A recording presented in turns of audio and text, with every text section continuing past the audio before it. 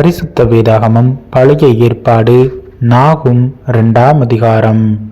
சிதறடிக்கிறவன் உன் முகத்துக்கு முன்பாக வருகிறான், அரணை காத்துக்கொள். வழியை காவல் பண்ணு, அறையை கெட்டியாய் கட்டிக்கொள். உன் பலனை மிகவும் சிறப்படுத்து. வெறுமையாக்குகிறவர்கள் அவர்களை வெறுமையாக்கி அவர்களுடைய திராட்சை கொடிகளை கெடுத்து போட்டாலும் கர்த்தர் யாக்கோபின் மகிமையை திரும்பி வர பண்ணுவது போல் இஸ்ரவேலின் மகிமையையும் திரும்பி வர பண்ணுவார். அவனுடைய பராக்கிரமசாலிகளின் கேடகம் இரத்தமயமாகும். அவனுடைய யுத்த வீரர் இரத்தாம்பரம் தரித்து கொண்டிருக்கிறார்கள்.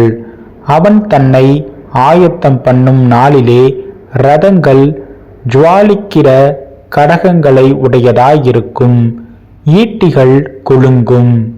இரதங்கள் தெருக்களில் கடகடவென்று ஓடி வீதிகளில் இடசாரி வலசாரி வரும்.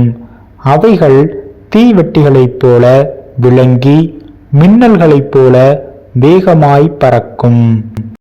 அவன் தன் பிரபலஸ்தாரை நினைவு கூறுவான். அவர்கள் தங்கள் நடைகளில் இடறி அலங்கத்துக்கு விரைந்து ஓடுவார்கள். மறைவிடம் ஆயத்தப்படுத்தப்படும். ஆறுகளின் மதகுகள் திறக்கப்படும்.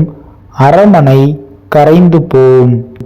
அவன் சிறைப்பட்டு போக தீர்மானமாயிற்று. அவளுடைய தாதிமார்கள் தங்கள் மார்பிலே அடித்துக்கொண்டு புறாக்களைப் போல சத்தமிட்டு கூட போவார்கள்.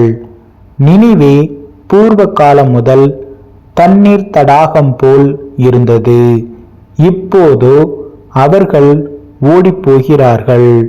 நில்லுங்கள், நில்லுங்கள் என்றாலும் திரும்பி பார்க்கிறவன் இல்லை.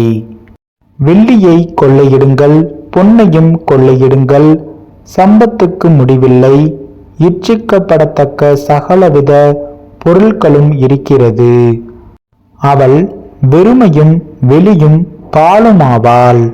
மனம் கரைந்து போகிறது, முழங்கால்கள் தள்ளாடுகிறது. எல்லா இடுப்புகளிலும் மிகுந்த வேதனை உண்டு. எல்லாருடைய முகங்களும் கருகி போகிறது. சிங்கங்களின் வாசஸ்தலம் எங்கே? பாலசிங்கம் இறை தின்கிற இடம் எங்கே? கிளச்சிங்கமாகிய சிங்கமும் சிங்கக்குட்டிகளும் பயப்படுத்துவாரில்லாமல் சஞ்சரிக்கிற ஸ்தானம் எங்கே? சிங்கம் தன் குட்டிகளுக்கு தேவையானதை பீறி தன் பெண் சிங்கங்களுக்கு வேண்டியதை தொண்டையை பிடித்து கொன்று இரைகளினால் தன் கெபிகளையும் பீறி போட்டவைகளினால் தன் தாபரங்களையும் நிரப்பிற்று.